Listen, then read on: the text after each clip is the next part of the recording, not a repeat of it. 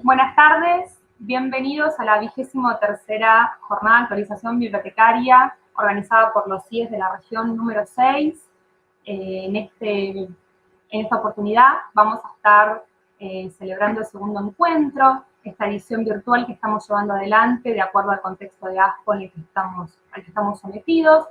Les comentamos que en esta oportunidad van a estar presentando la charla la licenciada y magíster Lucía Pelaye y la doctora Inés García Holgado, ambas especializadas en propiedad intelectual. Así que bueno, para nosotros es un honor el día de hoy poder contar con ellas. Volviendo un poco a lo que es la jornada de actualización bibliotecaria, ya lleva 23 años la jornada. En esta oportunidad tuvimos que hacerla de forma virtual, siempre históricamente. La jornada se llevó adelante en un día completo de capacitación, durante la mañana de conferencias y durante la tarde hacíamos talleres. Pero bueno, de acuerdo o mejor dicho, en esta situación tan excepcional, decidimos poder llevarla adelante de forma virtual para seguir dándole a nuestros bibliotecarios respuestas y ayudas para poder mejorar nuestras prácticas profesionales. Así que, bueno, muy agradecida de que estén conectados, agradecida también a los CIES de la región número 6. La región número 6 se compone por los distritos de Tigre, San Fernando, San Isidro y Vicente López.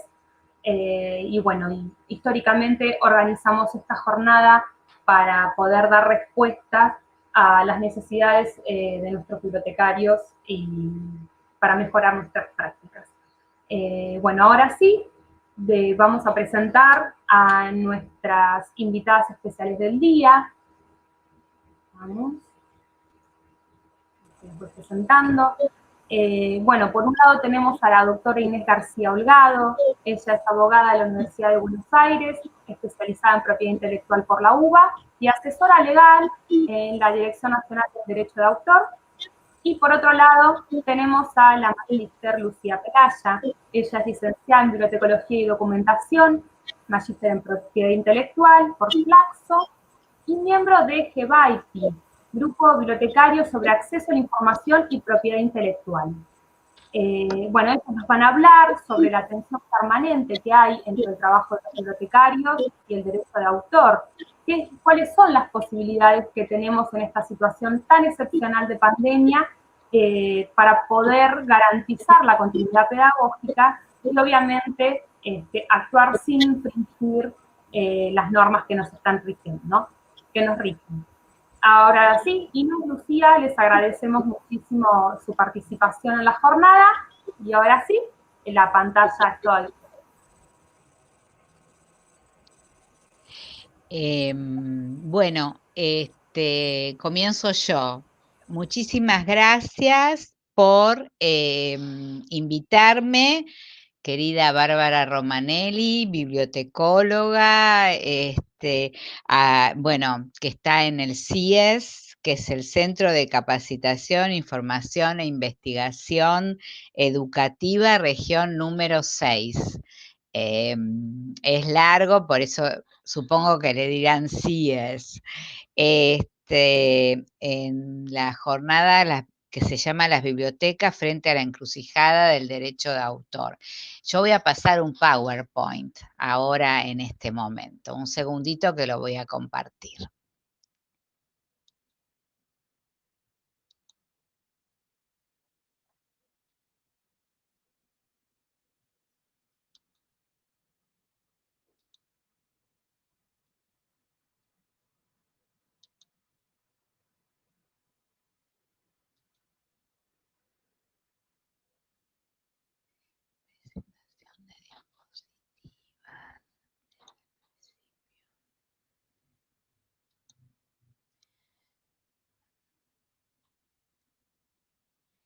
Muy bien. Tenemos que la propiedad intelectual comprende la propiedad industrial y el derecho de autor. Pero ahora nos vamos a dedicar A ver, y volver a compartir pantalla, por favor. A ver si pasó algo. A ver si lo Vamos a podemos ver. conectar. Sí, vamos a verlo, vamos a revisarlo. Vamos para atrás. Vamos para atrás. ¿Qué pasó? A ver.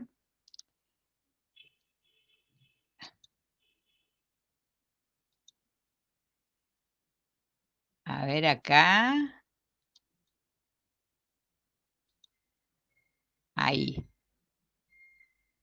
Muy bien.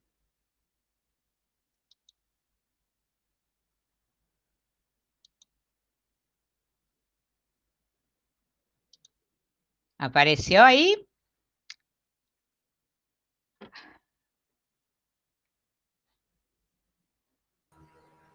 Sí, perfecto, ahora se ve. Ah, Ah, bueno, no, muchas ahí se gracias. volvió a ir. ¿Va bien? No, ahí se volvió a perder. A ver Qué si ponemos de raro, nuevo. qué raro. La prueba salía bien. Hay algo que está saliendo mal. ¿Se pierde? Disculpen la demora, enseguida lo vamos Tranquila, a tranquila, vamos de solucionar. nuevo. Share screen, Sí. share screen. Acá la pantallita, Bien. compartir. Vamos Ahí acá va luego. al PowerPoint. Perfecto. Sí. Presentación con diapositivas desde el Sí. principio. Perfecto. Y Ahí pongo va. dejar de, Ahí se- No, no, dejar no, de no, no, compartir. no, no, no, Ah, no. ah, Ocultar. Poner la manito, ocultar. Ese fue el ocultar. problema. Ahí está. Perfecto, y ahí Ahora está. empezamos bien. Disculpen, No, por el favor, no hay público. problema. Ahora sí. Muy bien. Empezamos entonces, otra vez. Muy bien. Entonces tenemos la propiedad intelectual, que comprende la propiedad industrial y el derecho de autor. El derecho de autor, vamos a hablar en que el artículo primero comprende obras, porque el derecho de autor protege las obras literarias y artísticas. El artículo primero de la ley 11.723 enumera la cantidad de obras que se protegen, pero sabemos que es una enumeración que es enunciativa, se dice. ¿Por qué? Porque la creación de los autores tiene mucho que ver con la tecnología. Esta ley es del año 1933, entonces la tecnología ha ido cambiando y las creaciones junto con la tecnología también. Entonces la ley 11.723 primero salió para los libros, para el papel, para las revistas, y luego se fueron incorporando con la internet, el software, las obras multimedia, por ejemplo, las páginas web, diferentes tipos de obras que luego seguramente con ese requisito que tiene el derecho de autor de originalidad, es que van a seguir incorporándose otro tipo de obras que van a ser protegidas por el derecho de autor. Entonces, vamos a continuar con la siguiente diapositiva para decirles que existen derechos morales y derechos patrimoniales del autor.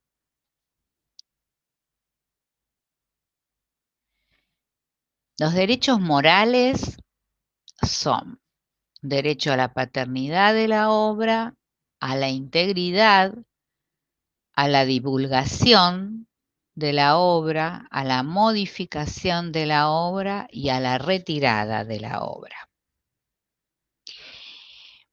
El derecho a la paternidad. El derecho a la paternidad de la obra es el derecho a que el autor siempre tiene que existir su nombre y apellido en la obra.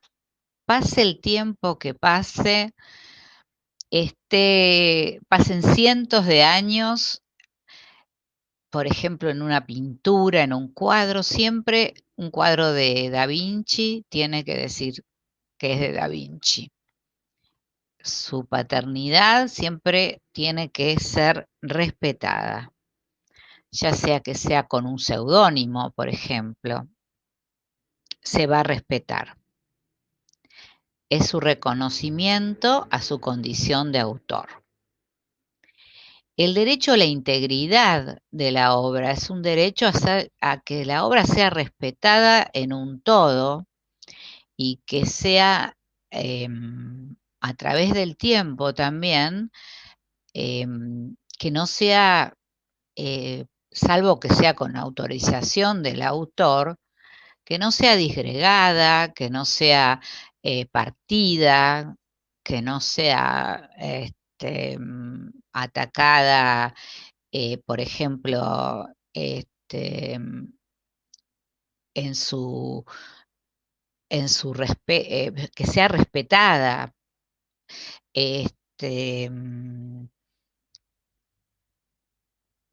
Tiene derecho a impedir el autor su mutilación, es decir, estamos hablando de que se puede publicar, pero en su forma íntegra. El derecho a la divulgación de la obra.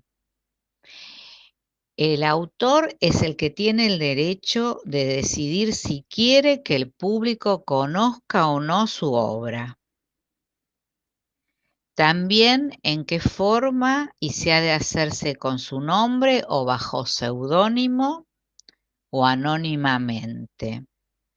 El ejercicio de este derecho es un presupuesto imprescindible para la explotación de la obra. Después está el derecho de modificación de la obra. El escritor ejerce este derecho enriqueciendo su obra con nuevos contenidos.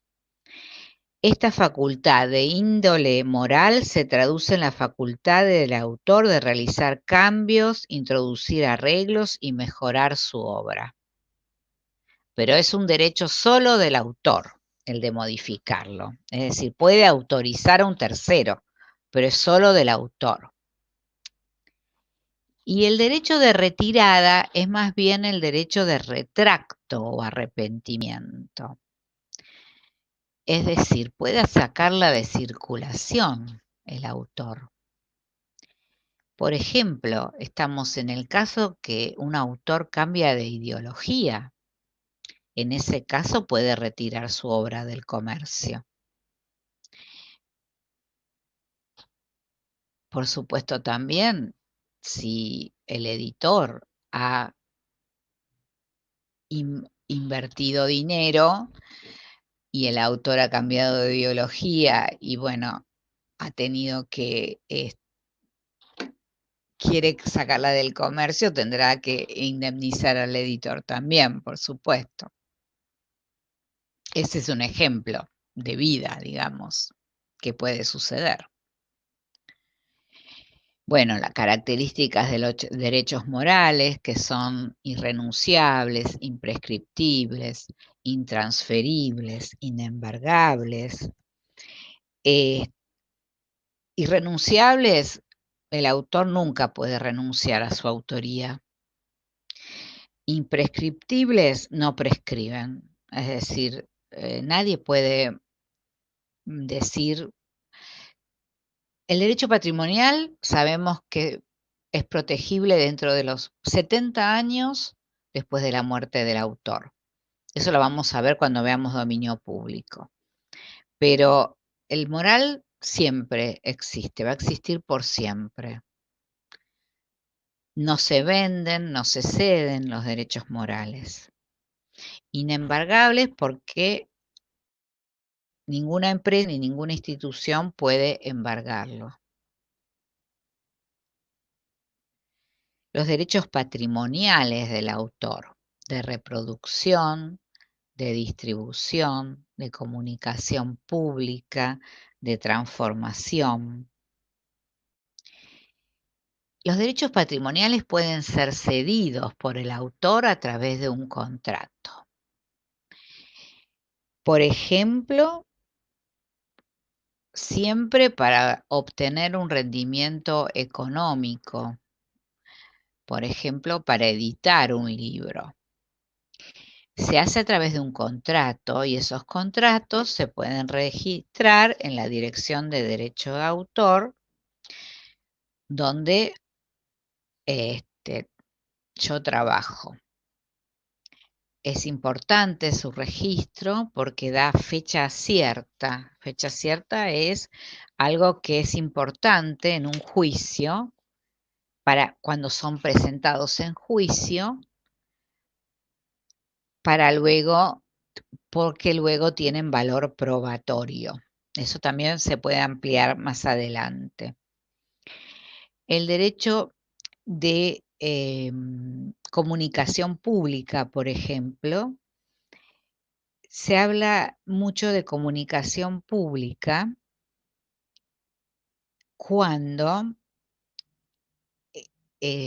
aparece la Internet, en el caso en que varias personas están en diferentes lugares y pueden acceder a esa obra. En ese caso estaríamos dentro de la Internet. El derecho de distribución es el acto de puesta a disposición del público del original mediante su venta. Son diferentes derechos que se llaman patrimoniales o económicos del autor. El plazo de protección de las obras. Bueno, Bárbara va a tener este PowerPoint y entonces ustedes van a poder ver todo esto que son los plazos de protección que les va a permitir ver cuándo las obras caen en dominio público y entonces a partir de ahí ustedes van a poder determinar algo que es muy importante, que es cuando se libera el uso de esas obras, que es muy importante para ver cómo se pueden utilizar. Entonces, el más importante, que es el caso de las obras literarias o de texto, es que la obra artística o literaria se protege por toda la vida del autor más 70 años después de su muerte. Muy bien. Ahora vamos a las limitaciones o excepciones que da la ley 11.723, que es importante también porque eso permite el uso de las obras sin solicitar autorización al autor. Entonces acá hablamos del derecho de cita. En el derecho de cita solamente es con fines didácticos o científicos, comentarios, críticas o notas referentes a las obras intelectuales, incluyendo a 1000 palabras de obras literarias o científicas u 8 compases en las musicales. ¿Qué pasa aquí? Que se trata siempre de libros que son que no, siempre que no constituya una obra completa esas 1000 palabras.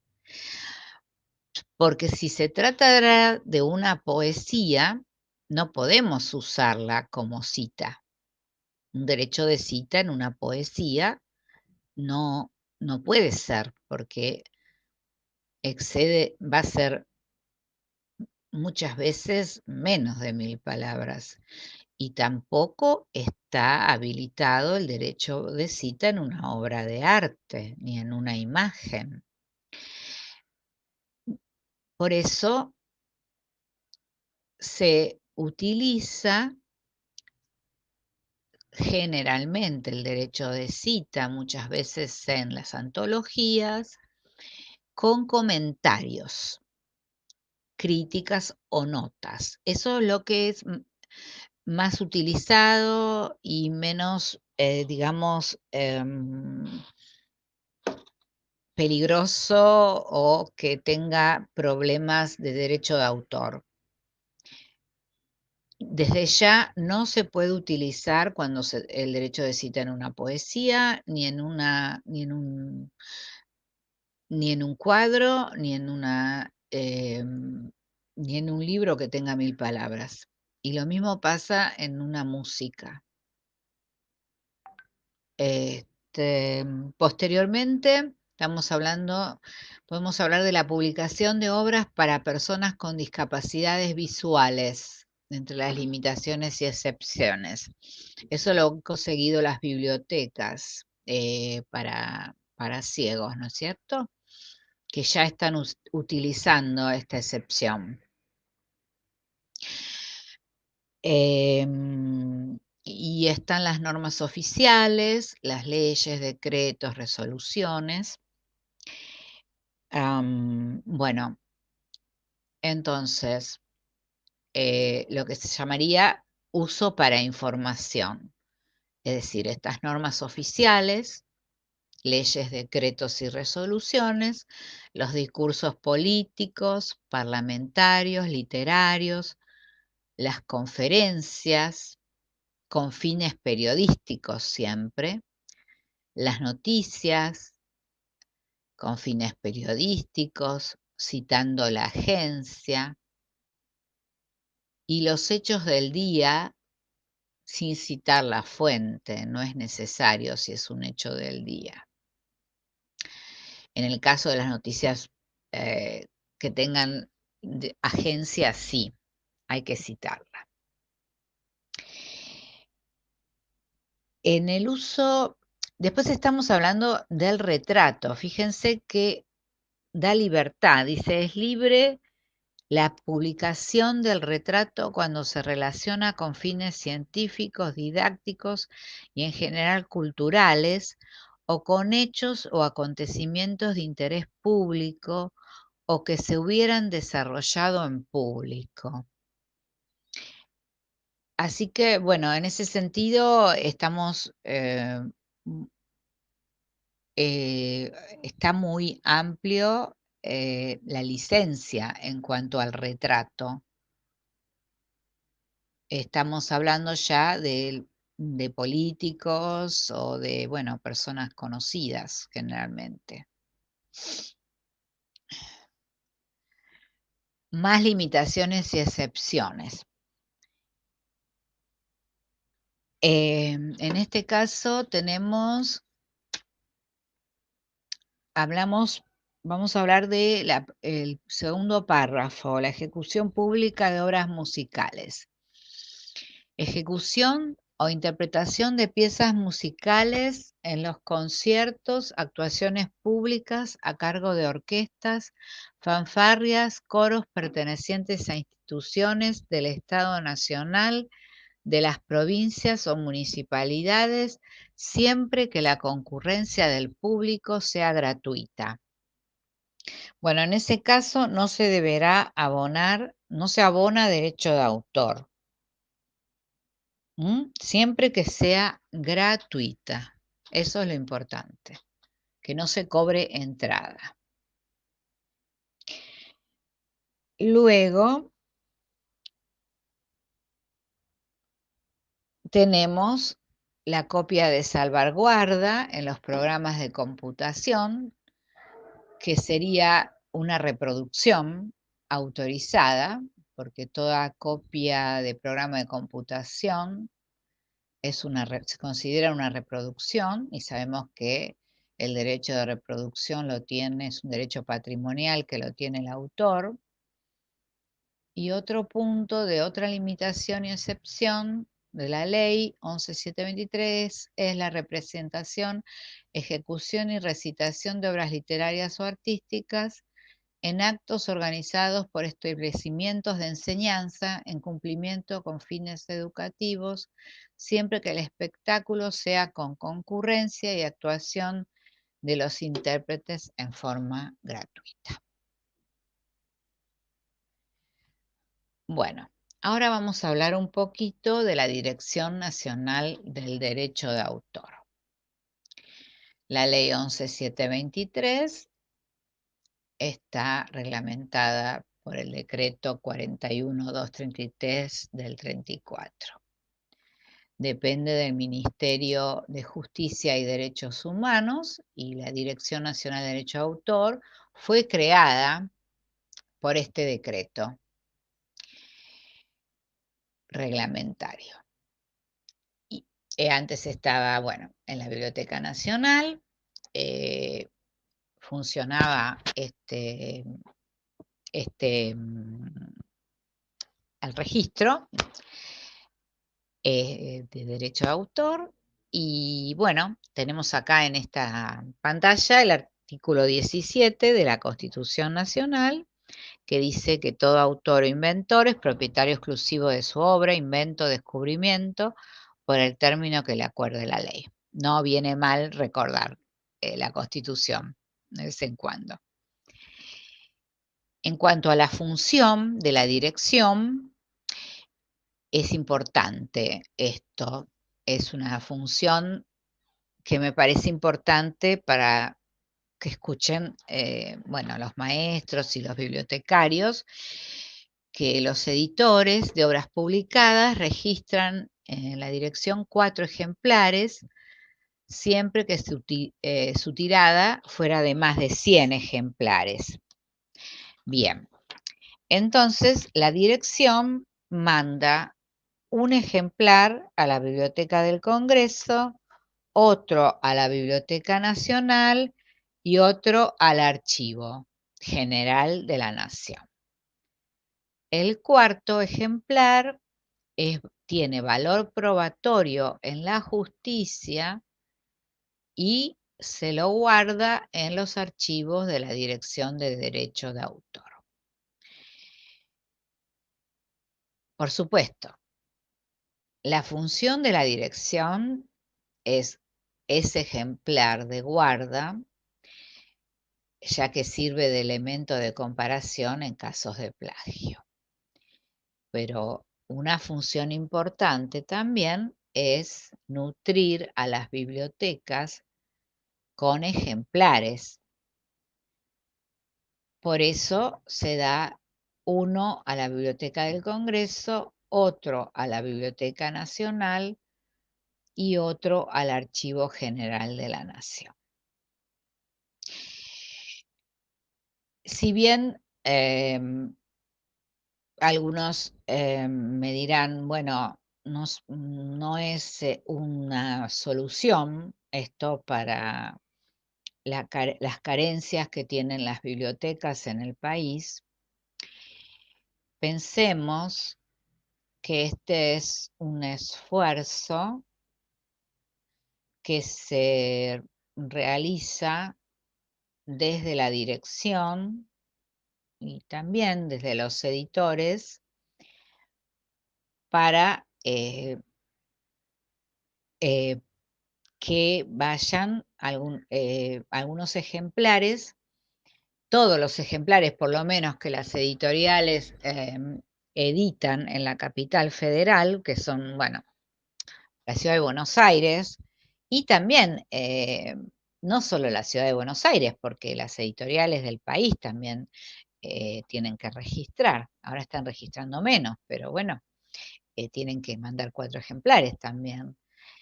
Bueno, en la Biblioteca del Congreso están los ejemplares, en la Biblioteca Nacional también.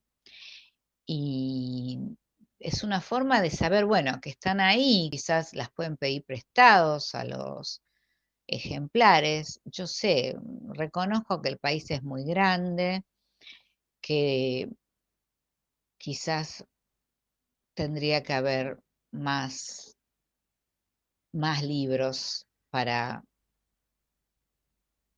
otras bibliotecas de otras provincias. Muchos libros. Yo soy una persona que ama los libros y pienso que tenemos que llenar de libros el país. Pero bueno, este es un esfuerzo. Les quiero comentar que los empleados de la dirección con mucho esfuerzo hacen todo, cuidan esos libros. A veces tenemos que llamar 20 veces a las bibliotecas para que se lleven los ejemplares, bueno, los vienen a buscar. Bueno, esto está mal dicho, porque quizás ahora no me van a escuchar, pero bueno, ojo, que yo estoy hablando como asesora, no como em, parte de la dirección que les dice a las bibliotecas que vengan. Yo lo hablo acá, pero las bibliotecas luego que decidan lo que quieren hacer. Yo pienso que tendría que haber más libros en todo el país. La forma no lo sé, pero eso es lo que pienso yo personalmente, fuera de la dirección nacional, personalmente, no como funcionaria. Bueno, aparte, sigo adelante. Otra función de la Dirección Nacional es registrar y custodiar las obras inéditas y publicadas, sean literarias, artísticas o científicas, clasificar las obras, estadística, registrar y custodiar los contratos referidos a dichas obras, asesorar al Poder Ejecutivo, al Poder Legislativo, al Poder Judicial, audiencias. ¿Qué sucede? El derecho, la dirección, aparte, asesora protegiendo al autor en sus derechos, cuando nos consulta el Poder Judicial, cuando nos consulta el Poder Legislativo u organismos también sobre distintos temas de propiedad intelectual. Y por supuesto que muchos alumnos de universidades nos vienen a ver. La obligación del quinto ejemplar de los editores surge para la ciudad de Buenos Aires. Se ha pedido que a los editores de la ciudad de Buenos Aires registren un quinto ejemplar para que ellos, para que ingresen en la red de bibliotecas de la ciudad de Buenos Aires. Y eso lo recibe la Dirección de Derecho de Autor. Se ha decidido. Lo ha decidido el Poder Ejecutivo, lo recibe la dirección. Hay editores que traen, otros que no. Tienen su sanción por parte de la Dirección General del Libro y Promoción de la Lectura, que la creó la Ciudad de Buenos Aires. La Dirección Nacional, en su disposición 6 del 2008, decidió, bueno, que sí, que se acepta el registro, aunque no traigan el quinto ejemplar. Pero, bueno, después tendrán su sanción si no lo traen, ¿no es cierto? Perfecto. Bueno, seguimos. Tenemos los beneficios del registro.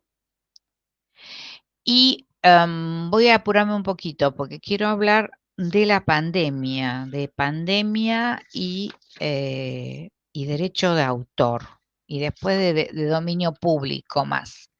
Beneficio del registro lo voy a pasar un poquito más rápido porque tiene que hablar mi compañera también.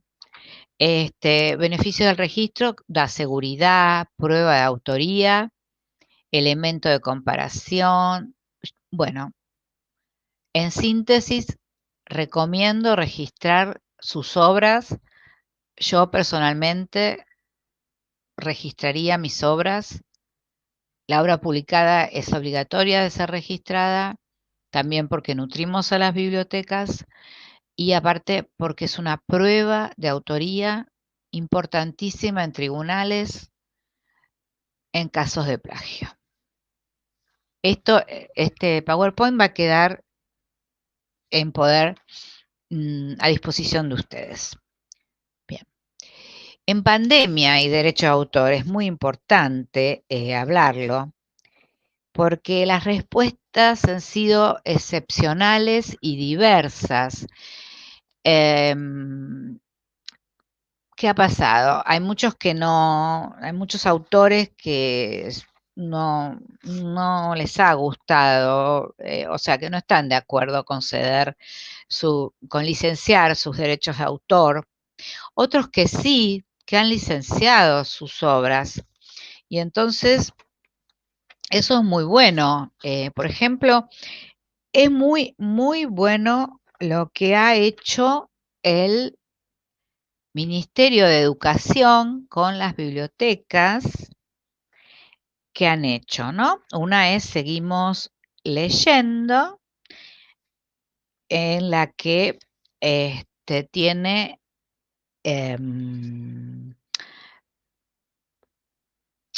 obras digitales en las que se pueden descargar y leer y que tiene acceso al público. Y después, lo último que está muy bueno es la otra biblioteca, que es Leer en Casa, que también es una iniciativa del Ministerio de Educación, que también participa en la Cámara Argentina del Libro, la Cámara Argentina de Publicaciones, la Fundación El Libro y la plataforma del grupo Vidatec. Es una bibliografía amplísima que incluye libros comerciales.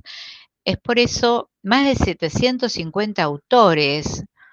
Es por eso que, bueno, que se está formando esto, porque es como que quieren hacer préstamos, pero que después de hacer el préstamo no quede ese libro a la persona que pidió el préstamo, sino que se borre ese material que se prestó. O sea, un sistema de avanzada, pero bueno, eso lleva todo un tema de informático y demás que se está haciendo o que se está proyectando. Me parece excelente las iniciativas del Ministerio de Educación y bueno, esperemos que sigan haciendo. Y importantísimo está el tema de los autores que han cedido licencias, que han dado licencias al Ministerio de Educación para que los alumnos y los profesores puedan utilizar sus textos. Eso es algo que me parece también excelente. Creo que con eso, con la cuarentena que tenemos y la importancia que tiene la lectura en todas nuestras vidas, la importancia que tiene el conocimiento, poder leer es fundamental. Fundamental y bueno, sucede también que tenemos un problema, que es que los autores también viven de de sus escrituras, ¿no? Entonces, por eso es que a veces, de escribir, entonces a veces también les cuesta dar esa licencia, necesitan cobrar. Bueno, voy a continuar y ya para finalizar, por eso estoy pidiéndole a mi compañera, a Bárbara, a ver cómo voy de tiempo. La estoy jorobando.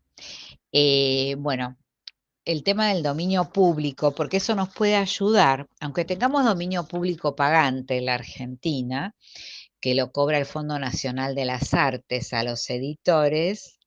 Ay, acá me dice que, que vaya redondeando. Entonces, lo voy a dejar también a esto, a la, que es lo más importante que me queda, a Bárbara. No se olviden de que pueden usar obras en dominio público.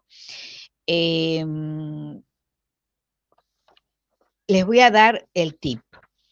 Las obras en dominio público están protegidas en la Argentina durante toda la vida del autor, más 70 años después de su muerte. Entonces, ustedes, en ese rango, nosotros tenemos, por ejemplo, para los bibliotecarios, a Horacio Quiroga. Horacio Quiroga tenemos los cuentos de la selva, para los niños, por ejemplo. Entonces, ese cuento tenemos que tener siempre mucho cuidado en las ilustraciones, el traductor, si es un libro en inglés, y los derechos del editor. O sea, tiene que ser texto puro lo que podemos usar. A partir de ahí, nuestros niños, nuestros adultos podrán leer esos textos libremente. ¿Por qué? Porque cayeron en dominio público y ya vuelve a la comunidad ese texto, ¿sí? En el tema fotocopias y todo eso, bueno, en el tema edición, cuando el editor va a hacer un libro, ahí le tiene que pagar al Fondo de las Artes. Pero un profesor puede usar una poesía, un cuento, sin problemas. Federico García Lorca también cayó en dominio público. También cayó en dominio público un libro muy importante que les va a gustar, que es El Principito. En el caso del Principito también tenemos que ver bien el traductor y que sea en español, que haya pasado 70 años. Y en El Principito surgió el tema de la marca, es decir, no se puede usar nada del tema de, no se pueden hacer tazas, no se pueden hacer mochilas, nada. Pero sí se puede leer El Principito. Eso sí. En cuanto a los dibujos son del autor. También hay mucha discusión sobre los dibujos. Por eso es que preferible se haga en un ámbito privado, de clase, de Zoom. Yo ya les digo, como abogada personal, doctora Inés García Holgado lo digo, no como representante de la Dirección de Derecho de Autor. Eso es lo que les planteo con respecto al Principito. Me hago responsable, porque es así. Y bueno, nada más. Yo lo que quiero, la verdad, es ayudar a ustedes que son bibliotecarios, a los profesores, como para que puedan tener acceso a alguna obra literaria que puedan los chicos leer y que puedan acceder a libros como la gente. Bueno, ahora voy a dar paso a mi compañera Lucía Pelaya, magíster, que ella les va a dar les va a decir algo muy importante que está faltando en la parte bibliotecaria, que son las excepciones que tienen que darse por ley y que tiene toda la razón lo que va a decir. Bueno, ahora les paso. Hola, buenas tardes. Bueno, quiero agradecer a los Centros de Investigación e Innovación Educativa de la Región 6 por ofrecernos este espacio para hablar de los temas que tanto preocupan a los bibliotecarios y a los docentes en relación al derecho de autor. Bueno, ahora, por arte de magia, voy a compartir la pantalla.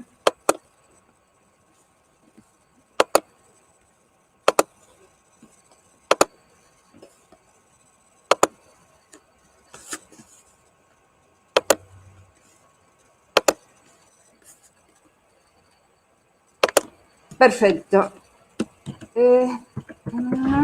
Esperen que... ahí está.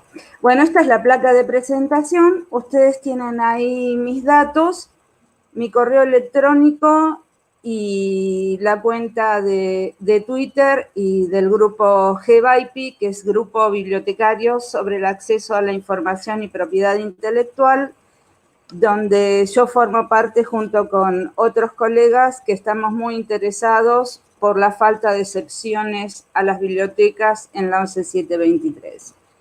Bien, hemos escuchado a Inés explicando cuáles son las regulaciones que establece la ley 11723.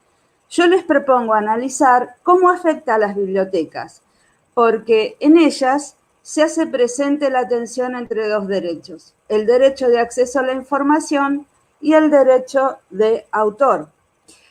Entonces, comencemos nombrando los convenios internacionales que garantizan el derecho de acceso a la información para luego ver los que protegen al autor. La Declaración Universal de los Derechos Humanos de Naciones Unidas, que es de 1948, en el artículo 19, establece que todo individuo tiene derecho a la libertad de opinión y de expresión.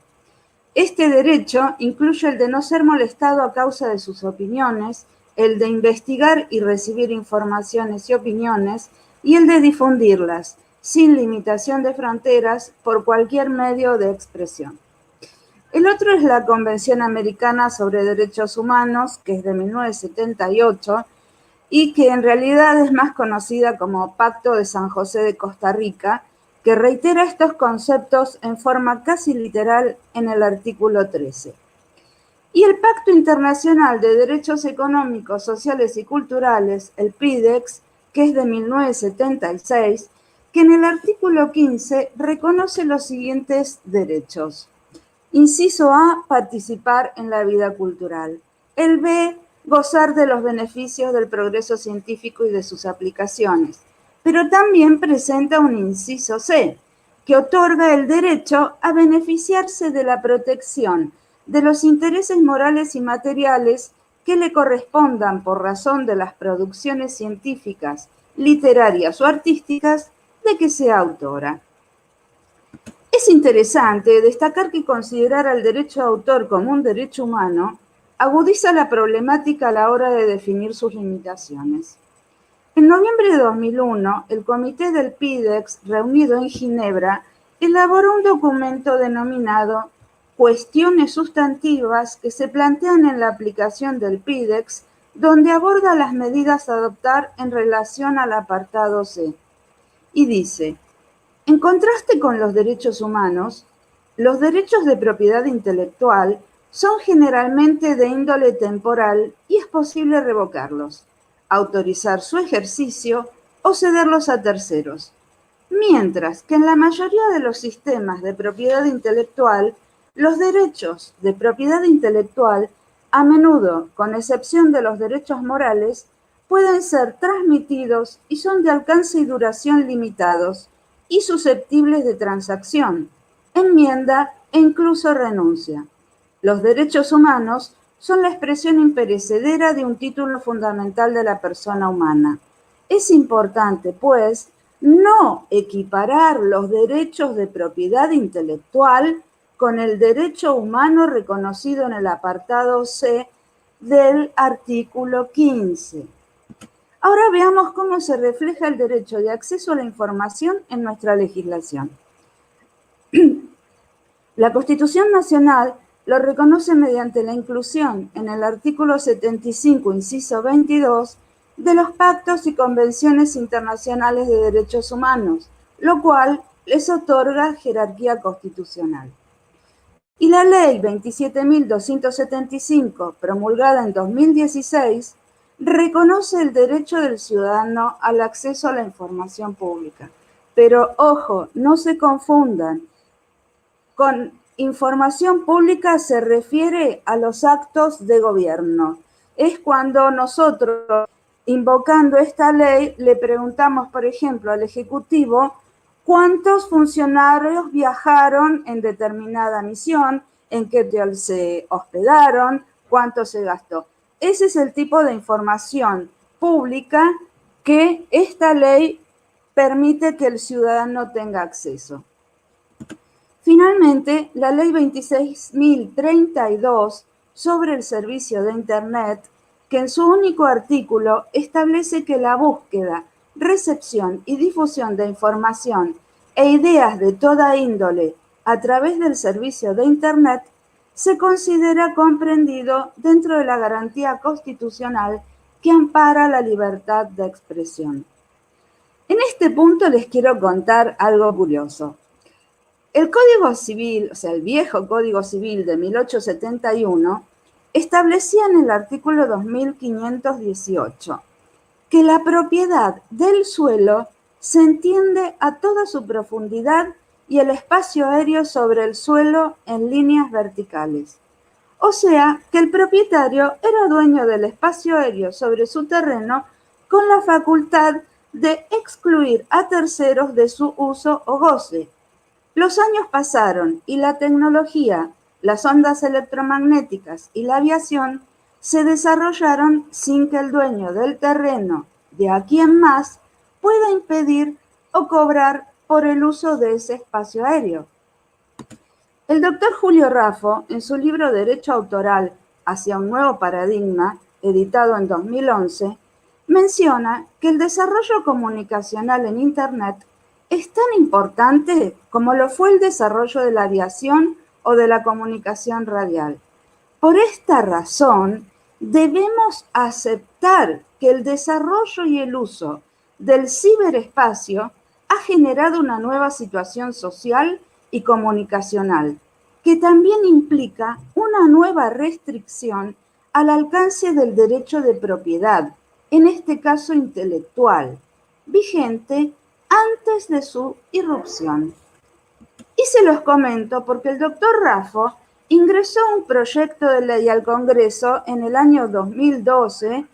Ustedes ahí ven cómo aparece en la página web del Congreso, en el que proponía el acceso a las obras autorales comprendidas por la Ley 11.723 o su uso mediante la red Internet realizado en forma individual o en la intimidad del hogar, en el ámbito escolar, universitario o bibliotecas de acceso público y gratuito, con la finalidad exclusiva de instruirse, educarse, informarse, entretenerse o emocionarse, y con exclusión de cualquier modalidad de utilidad comercial o uso público de las mismas, constituye el ejercicio del derecho de acceder a la cultura y en ningún caso podrá configurar un acto ilícito, aun cuando el usuario realizare una única copia en un archivo digital en su ordenador personal y la misma no fuere utilizada con fines comerciales o de lucro. Tampoco será punible el facilitar este acceso cuando el mismo se ofrezca gratuitamente al usuario. Bueno, una belleza, ¿no es cierto? Bueno, es tan bello, pero tan bello, que nunca lo quisieron tratar. Nunca se trató y perdió estado parlamentario. Bien, hasta aquí tenemos los tratados que garantizan el derecho de acceso a la información. En este contexto, las bibliotecas garantizan el acceso a la información por parte de la comunidad a la cual prestan servicio. Y a su vez, el bibliotecario tiene como misión fundamental e irrenunciable satisfacer las necesidades de información del usuario. Pero si bien el derecho de acceso a la información y al goce de los bienes culturales está garantizado por estos convenios, el ejercicio de los mismos, especialmente en las bibliotecas, se ve afectado por la legislación de derechos de autor. Afecta a los servicios que se proporcionan al usuario y a las condiciones en que se debe brindar ese acceso. Afecta el modo en que las bibliotecas pueden actuar en relación a las actividades de conservación y preservación. El sistema de propiedad intelectual establece incentivos al creador generando monopolios legales por el tiempo que fije la ley. con el fin de promover las ciencias, la cultura y las artes. Pero esta legislación debe ser interpretada como un medio y no como un fin en sí mismo, ya que el sistema de propiedad intelectual debe ser una herramienta para la promoción del bienestar general y no un corset que limite su desarrollo. Si bien el copyright y el derecho de autor se asemejan, mantienen diferencias entre ellos. El copyright proviene del derecho anglosajón o common law y su prioridad es la explotación económica de la obra y concede a los autores escasos derechos morales, solo paternidad e integridad. El concepto de derecho de autor proviene del derecho continental o codificado. Aquí lo primordial es la retribución al esfuerzo intelectual del autor. En esta tradición se considera que el derecho de autor es un derecho personal, un derecho que forma parte de los derechos humanos y otorga a los autores una gama más amplia de derechos morales. Inés les ha comentado la diferencia entre derecho moral y derecho patrimonial.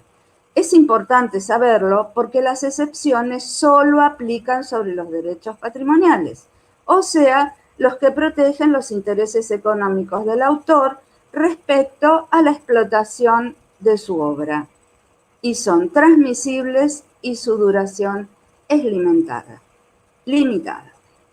Ahora les voy a presentar rápidamente los tratados internacionales sobre derecho de autor. Y si ustedes se preguntan por qué se los menciono, es porque impactan sobre la legislación nacional, que debe modificarse para cumplir con la letra del tratado que se ha firmado. El más antiguo y considerado la piedra fundamental del derecho de autor es el Convenio de Berna. Se redactó en el siglo XIX, cuando los países exportadores de material protegido por derecho de autor se plantearon la necesidad de concertar acuerdos internacionales para proteger sus intereses comerciales y fue adoptado en 1886.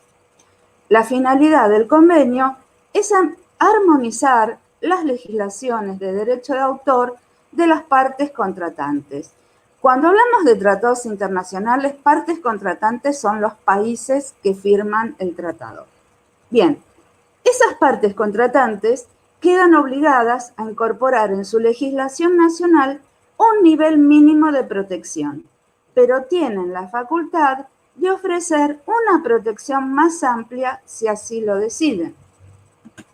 Tal es así que Berna establece un plazo general de protección por derecho de autor que cubre la vida del autor más 50 años post-mortem, plazo que puede ser superado pero nunca disminuido. Por eso, en Argentina, el plazo es la vida del autor más 70 años post-mortem y México, la vida del autor más 100 años post-mortem. Pero lo maravilloso que tiene Berna es la regla de los 3 pasos. Nosotros tendríamos que hacernos unas remeras, los bibliotecarios, que digamos, amo la regla de los 3 pasos. Y veamos por qué. ¿Qué dice? El paso 1 dice, la reproducción de una obra solo puede permitirse en determinados casos especiales. 2. La reproducción no debe afectar la explotación normal de la obra. 3. La reproducción no debe causar un perjuicio injustificado a los intereses legítimos del autor.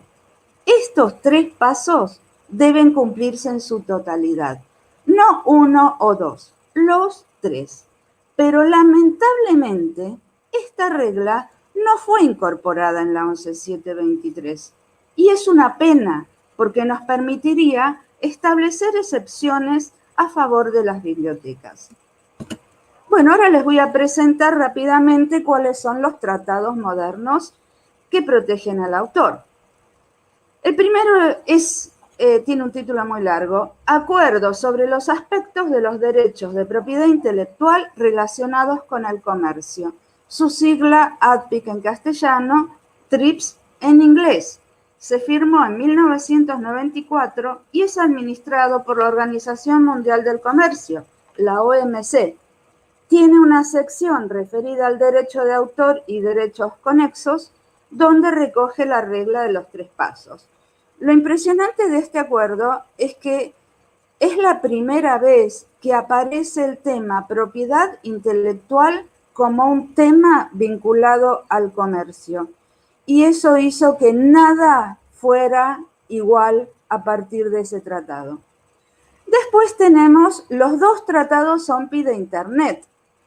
Uno es el de derecho de autor, WCT, y el otro para conexos, que es el de interpretación, ejecución y fonogramas, WPPT, ambos del 2002. Actualizan la protección al entorno digital y también incluye la regla de los 3 pasos. Y si se preguntan por qué no menciona el Tratado de Marrakech en esta lista de tratados que protegen al autor, es justamente porque no es un tratado que protege al autor, sino que es un tratado de excepciones, que habilita la modificación del formato de las obras para hacerlas accesibles para las personas ciegas o con dificultades para acceder al texto impreso. Falta aún implementarlo en la 11.723, a pesar de tener sanción del Senado. Para las bibliotecas va a ser fundamental, porque Marrakech cambia la definición de entidades autorizadas. Marrakech permite que las bibliotecas cambien el formato para volverlo accesible, cosa que no pasa con la 11.723, que las únicas bibliotecas que lo pueden hacer son solo aquellas que atienden únicamente a personas con discapacidad visual. Por eso la única que lo puede hacer es la Biblioteca Braille o Tiflo Libros. En cambio, cuando se implemente Marrakech, en la 11.723, todas las bibliotecas lo van a poder hacer. Imagínense el problema que tienen en este momento las universidades, que la ley no les permite cambiar el formato para sus estudiantes. Lo que están haciendo las universidades argentinas es ampararse bajo el paraguas que les da la Ley de Educación Superior, que dice que ningún estudiante puede quedar afuera, que todo estudiante debe recibir el material que requiere para su educación. Así lo están haciendo ellos. Y ahora veamos cuál es la situación en la Argentina. A pesar de que estos tratados internacionales permiten aplicar la regla de los 3 pasos, Argentina incorporó la parte proteccionista y no las flexibilidades que ellos ofrecen. Por eso, la ley 11.723 es considerada una de las más restrictivas del mundo. Como vemos, la 11.723 no incluye excepciones a favor de las bibliotecas. Imposible dejar de mencionar la ley 25.446, para mí mal llamada Ley de Fomento del Libro y la Lectura. Está orientada al fomento de la industria editorial, el control de las ediciones y a la protección de los derechos de autor. Añade la figura del editor junto a la del autor como agentes que deben autorizar una reproducción. O sea, ya no solo es pedirle permiso al autor, hay que pedirle permiso al autor y al editor. Sanciona a quien reproduzca en forma facsimilar un libro o partes de él, o sea, una copia parcial, también queda sancionada, con multa o con prisión, porque es un delito penal. Prisión de 1 mes a 2 años en caso de reincidencia. Entonces, ¿cómo nos manejamos en las bibliotecas si cada vez que realizamos una reproducción parcial estamos cometiendo un delito penal? No podemos digitalizar ni siquiera para preservar o para incluir una obra agotada. Pero esto no termina acá. Les presento a CADRA. Es una sociedad de gestión colectiva de derechos reprográficos que no está habilitada por la ley, pero persigue a las bibliotecas para que se asocien y paguen un canon por las reproducciones parciales que realizan. Pero las bibliotecas cumplen una función social, son clave en los procesos educativos en todos los niveles, no tienen finalidad de lucro y son vidriera de la producción de los autores, potenciando sus ventas. Es evidente que algo tiene que cambiar. Así no podemos seguir. Otros países como Chile lo han hecho. Miremos este mapa porque los va a sorprender, o sea, les va a dar mucha tristeza. En azul están los países que tienen excepciones en favor de las bibliotecas. En rojo, los que no tienen. O sea, que estamos al nivel de África. Fíjense cuál es nuestra situación. Este trabajo lo hizo el doctor Kenneth Kruse a pedido de la OMPI, la Organización Mundial de la Propiedad Intelectual, en diciembre del 2014. Da una tristeza infinita ver que Argentina no tiene excepciones en favor de sus bibliotecas. La única salida es cambiar la ley, es la vía legislativa. La ex subcomisión de propiedad intelectual, acceso a la información y libertad de expresión de AUGRA, que es la Asociación de Bibliotecarios Graduados de la República Argentina, cuyos miembros la integraron entre los años 2007 al 2017, y me cuento entre ellos, redactó un proyecto de ley para incluir excepciones a favor de las bibliotecas en la Ley 11.723, que ingresó al Congreso de la Nación en 2010 y perdió estado parlamentario sin haber sido leída. Se reingresó en 2012 y corrió con la misma suerte que la anterior. Se redactó una nueva versión que incluía una gama más amplia de excepciones y con el apoyo de las 3 grandes bibliotecas nacionales, o sea, la nacional, la del Congreso y Maestros, ingresó al Congreso en 2015. Tampoco fue tratada. ¿Y saben por qué pasa esto? Porque en un proyecto donde por un lado tenemos un actor con beneficios concentrados, que son los titulares del derecho y las sociedades de gestión colectiva, y por otro lado un actor con costos difusos, que es la sociedad, tendrá un lobby presionando a favor del renziking imperante para que este tipo de reformas legislativas no prospere.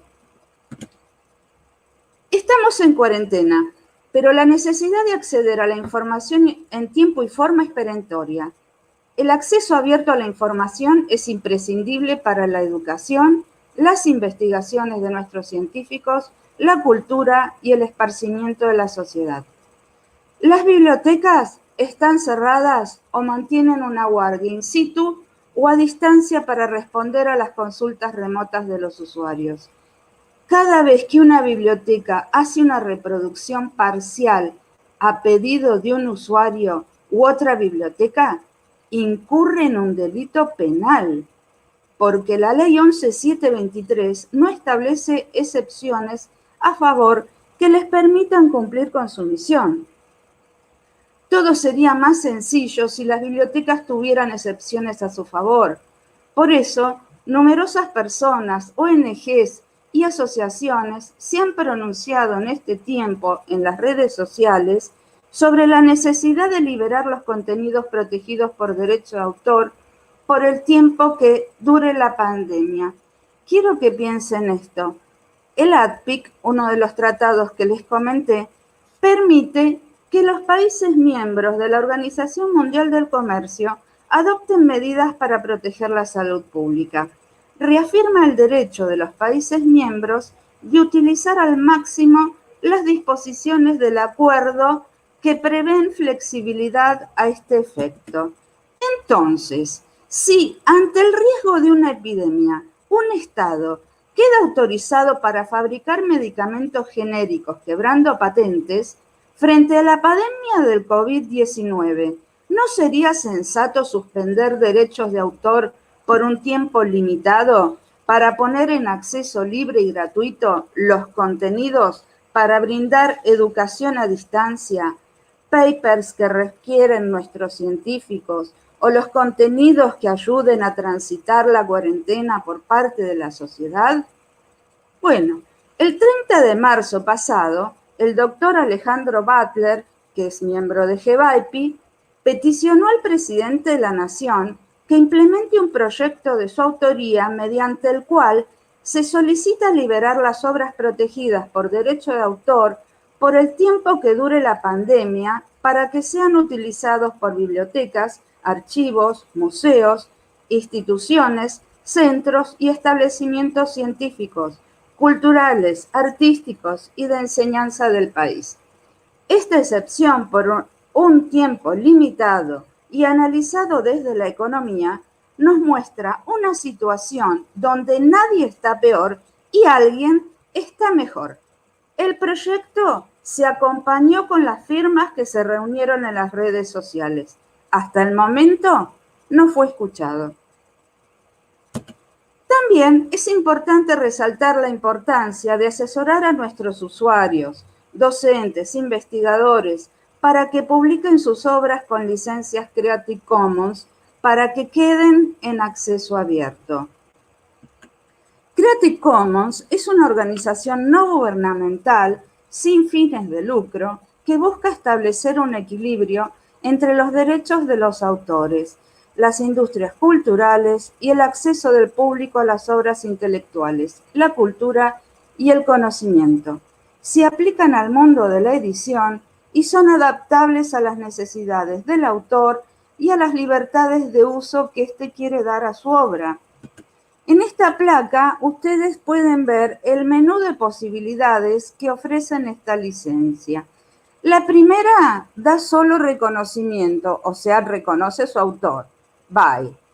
La otra es reconocimiento sin obra derivada. La otra es reconocimiento no comercial compartir igual.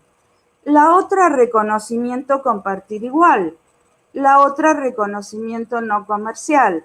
La otra reconocimiento no comercial sin obra derivada. Bajo estas condiciones, el bibliotecario se enfrenta a diario ante la disyuntiva de cumplir con la legislación o cumplir con su misión, que es la de satisfacer las necesidades de información del usuario. Es necesario modificar las leyes 11.723 y 25.446. Es imperativo generar un equilibrio entre los autores editores y la sociedad, que necesita contar con acceso legal a los contenidos. Es necesario que las autoridades, tanto nacionales como provinciales, comprendan que las bibliotecas, así como museos y archivos, deben contar con excepciones legales que les permitan cumplir con su misión. Las bibliotecas son el eslabón imprescindible en los procesos de aprendizaje.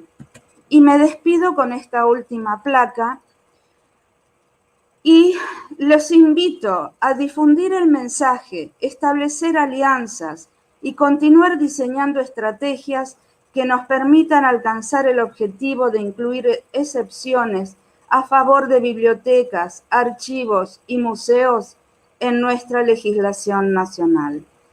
Bien, ahora voy a descompartir esta pantalla y aguardo las indicaciones de Bárbara para comenzar con las preguntas, las que nos hicieron llegar y las que tengan por decirnos ahora. Bueno, ahora volvemos.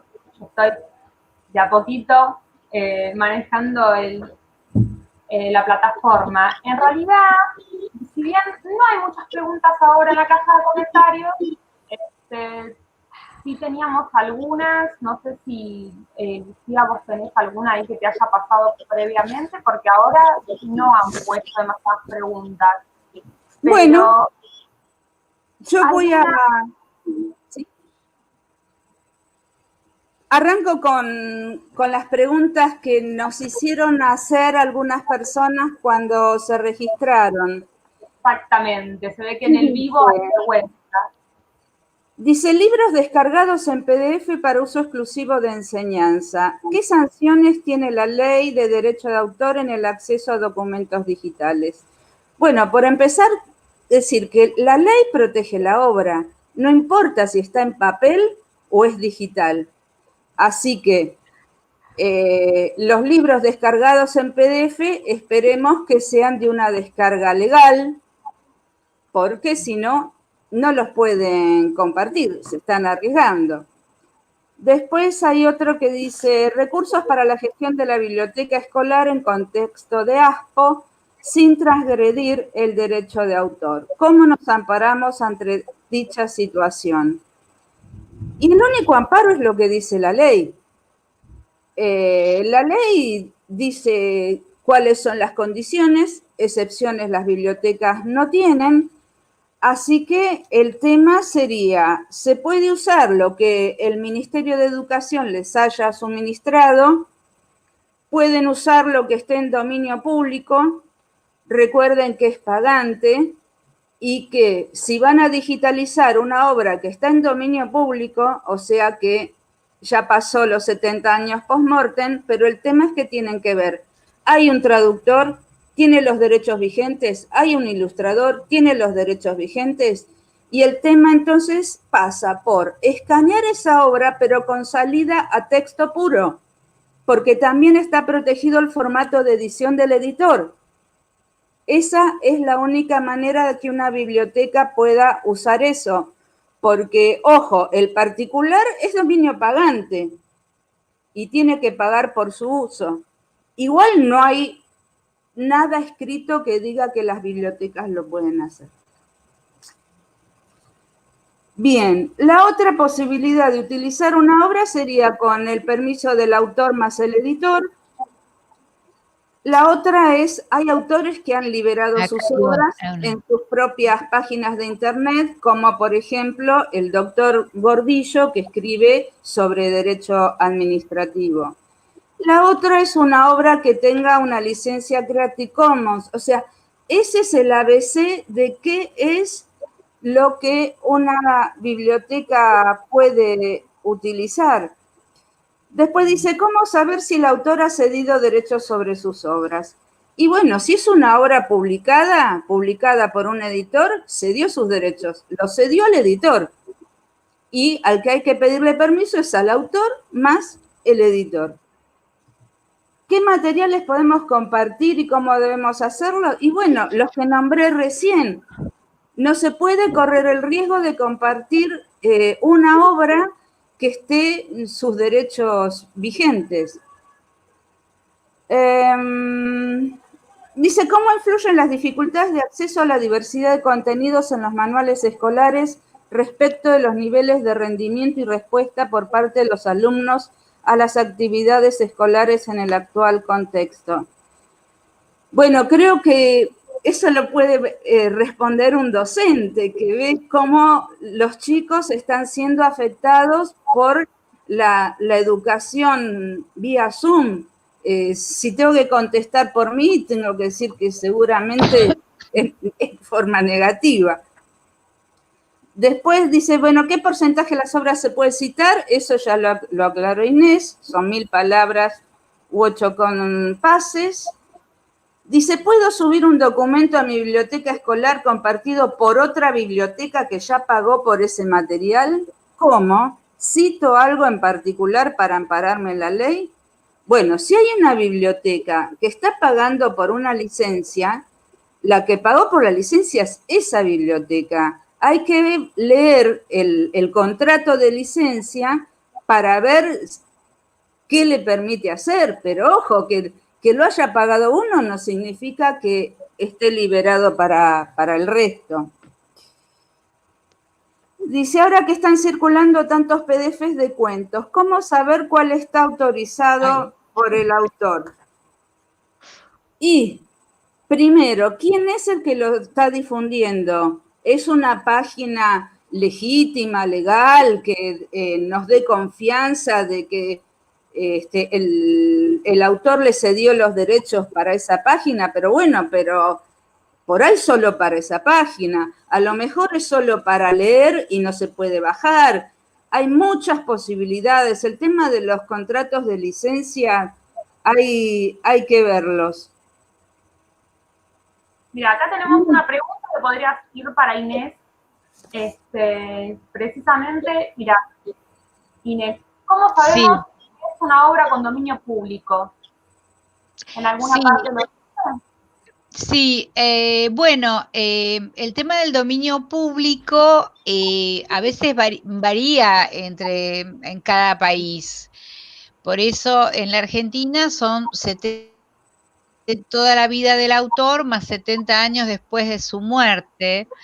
Y en España, por ejemplo, lo que es anterior yo lo tenía acá, que lo había comentado, que es lo anterior a diciembre del 87, son 80 años después de la muerte del autor, y después de ese año 87 son 70 años. En general, la Comunidad Económica Europea son 70 años después de la muerte del autor que caen en dominio público.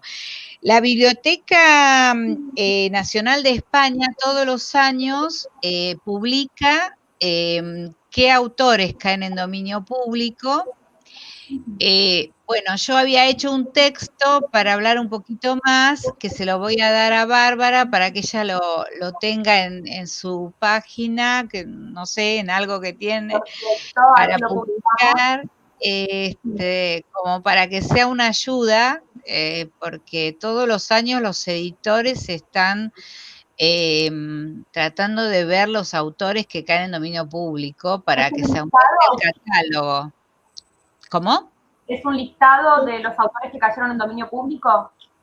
Claro, esta biblioteca española, que se llama Biblioteca Nacional de España, tiene todo, el listado de hace un montón ¿Y de años, aplica a de editores Argentina? españoles. Sí.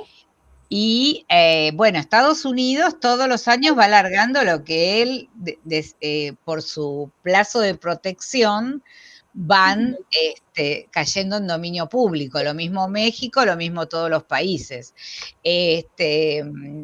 Por ejemplo, este año cayó Lo que el viento se llevó, Margaret Bien, Mitchell. bien. Entre las famosas, hay mucho por caer, seguramente cayeron otros no tan conocidos.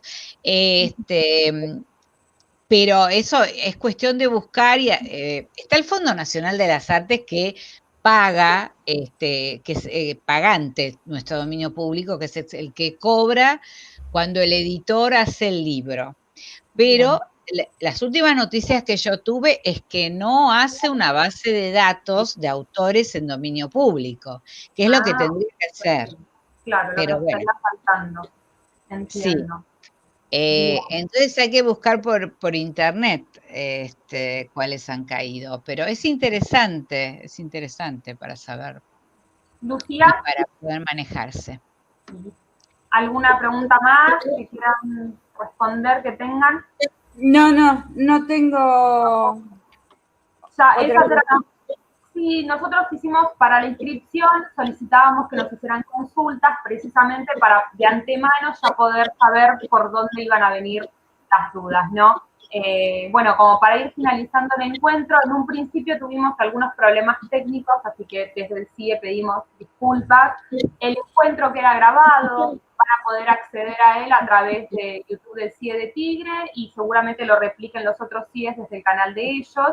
Estamos hablando de los CIEs de San Fernando, San Isidro y Vicente López, así que lo van a encontrar en internet al encuentro. La verdad que es súper interesante lo que saben, chicas, es súper importante para nosotros. Realmente era un encuentro muy esperado, lo programamos con tiempo porque queríamos que fuera lo más, ¿cómo decirlo?